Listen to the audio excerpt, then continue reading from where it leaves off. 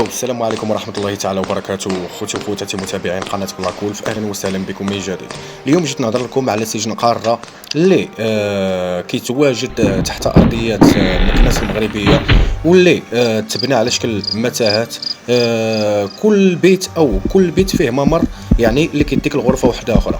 بزاف ديال العلماء اللي كيبحثوا في الآثار، وبزاف ديال الزوار ما عرفوش لانه تحد، لانه فيه متاهات تقدر توغل فيه او تدخل تلقى، يعني ما تلقاش باب منين تخرج. هو اصلا تبنى بلا باب، يعني تبنى على شكل متاهات مظلمه اللي كانوا كيتسجنوا فيها السجناء، يعني الخارقين على القانون او السجناء المعارضين اللي كيكونوا كيعارضوا الدوله.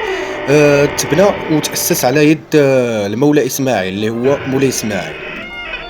وكاينين الناس اللي كتختلف الاراء ما بين بنادم، كاين اللي كيقول مسكون بالجن والعفاريت بقوه الدهاليز اللي فيها الظليمه.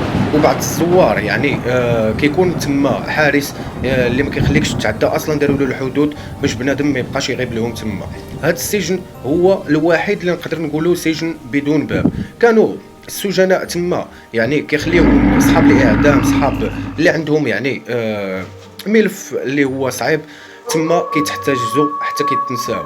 دابا ولا مزار للسياح ومزار لزوار من جميع انحاء العالم، ومعروفه مكناس بسجن قاره. سجن قاره المعروف يعني بالغيبيات ديالو، الخوف.